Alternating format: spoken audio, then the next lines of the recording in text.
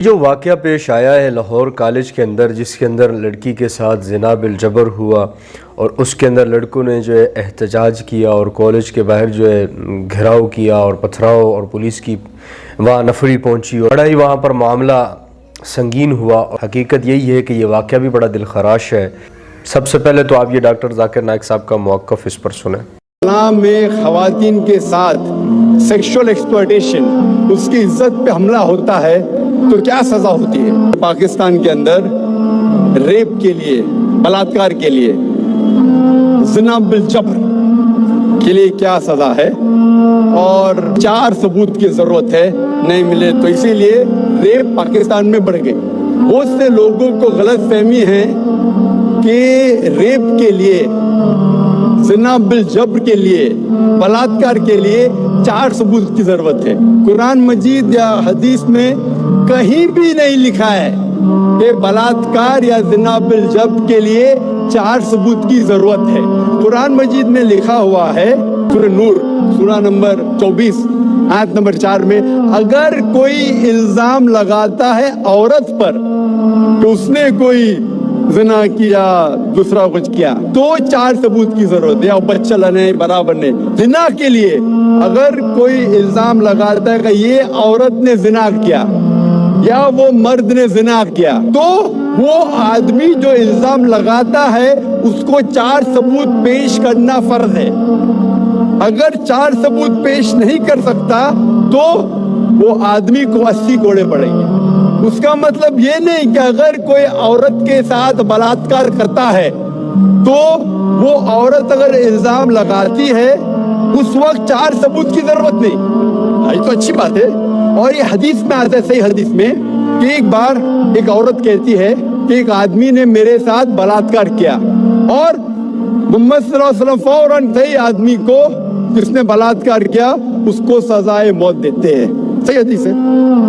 اس time 4 ثبوت کی ضرورت نہیں، لیکن ثبوت کی ضرورت ہے۔ اٹ میں be an evidence only of the woman, but it should be backed up with circumstantial evidence۔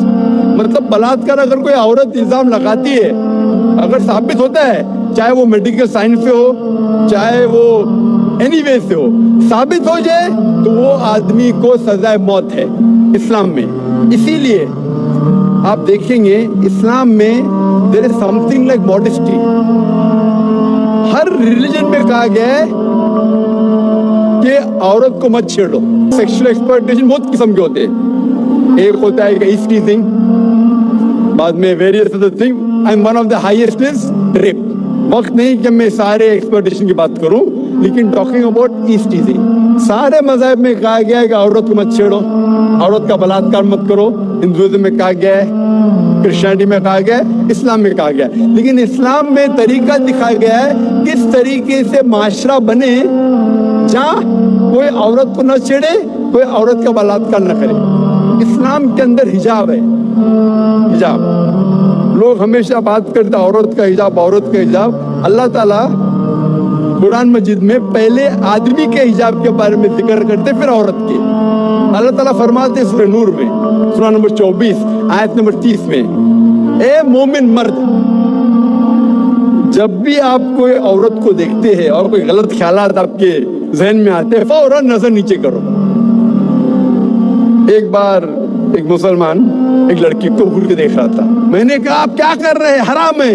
اس نے کہا ہمارے رسول نے کہا کہ پہلی نظر معاف ہے، دوسری حرام ہے، میں نے اب تک آدھی نظر پوری نہیں کیا۔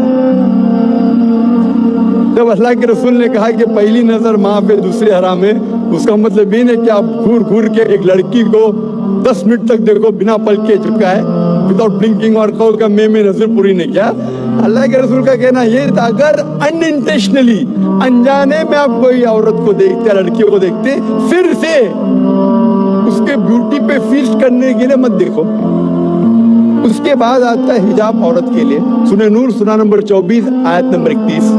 Say to the believing woman، کہو مومنہ سے کہ وہ اپنی نظر نیچے کرے، اپنا سر ڈھانکے اور اپنی زینت نہ دکھائے، ایکسپٹ واٹ نیسری، جتنی ضرورت ہے اتنا، صرف اپنے والدہ، اپنے شوہر، اپنے بیٹے جو محرم ہیں ان کے سامنے وہ اتنا उसने हिजाब स्ट्रिक्टली करना जरूरी नहीं। हिजाब के 6 नुक्ते हैं इस्लाम में। सबसे पहले नुक्ता है सतर, मर्द के लिए नाफ से लेके घुटने तक एक्सटेंड, खवातीन के लिए सारा जिस्म, सिर्फ चेहरा और हाथ टिल द रिस्ट, कलाई तक के खुले रह सकते, बाकी पूरा जिस्म ढका होना चाहिए।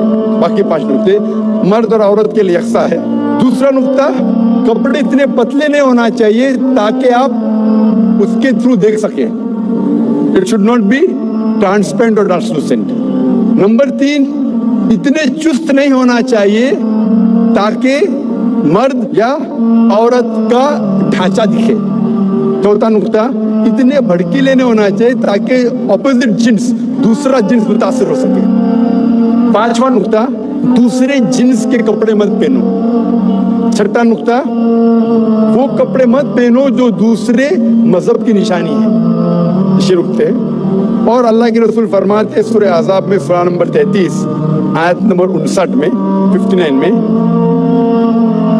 अल्लाह फरमाते, ए नबी कह दो अपने बीवियों से, अपने बेटियों से, मोमिन औरतों से कि जब भी वो बाहर जाए तो एक क्लोक ओढ़े, जिल्बाब ओढ़े, ताकि लोग उन्हें पहचान सके। No one should molest them, कोई उनसे छेड़खानी न करे। मैं पूछना चाहता हूं आपसे कि अगर 2 जुड़वा बहन, बहुत खूबसूरत, यकसा खूबसूरत, दोनों कलकत्ता के सड़क पे चल रहे हैं, एक बहन पहनी है इस्लामिक कपड़े, हिजाब, सारा जिस्म ढका हुआ है, सिर्फ मुंह और हाथ कलाई तक खुले हैं। दूसरी बहन मगरिबी कपड़े पहनी है, मिनी स्कर्ट और शॉर्ट, और दोनों चल रहे सड़क के ऊपर, और कोने के ऊपर खड़ा हुआ है एक लफंगा लड़की को छेड़ने के लिए। मैं आपसे पूछना चाहता हूं, वो कौन से लड़की को छेड़ेगा? वो बहन जो इस्लामिक हिजाब पहनी हुई, कि वो लड़की जो मगरिबी मिनी स्कर्ट और शॉर्ट पहनी हुई? किसको छेड़ेगा? Obviously the one wearing the western clothes, the mini skirt and shorts. तो इस्लाम में सही कहा गया, हिजाब कहा गया है औरतों से, ताकि वो औरत को प्रोटेक्ट कर सके। और आप जानते हैं कि अमेरिका में जो हम समझते सबसे तालीम याफ्ता मुल्क है, सबसे ऊंचा मुल्क है, मोस्ट एडवांस कंट्री, आप जानते हैं वहां सबसे ज्यादा रेप होते। अकॉर्डिंग टू स्टैटिस्टिक्स ऑफ 1990 में FBI के स्टैटिस्टिक्स के हिसाब से ऑन एवरेज तकरीबन हर रोज 1756 cases of rape took place. हर रोज इतने बलात्कार हुए। 1996 की स्टैटिस्टिक्स है US डिपार्टमेंट ऑफ जस्टिस, हर रोज तकरीबन 2713 रेप हुए। 1990 में 1756, 1996 में 2713 में भी अमेरिकन को और मर्दान गया है, बढ़ गया रेप, बलात्कार बढ़ गया।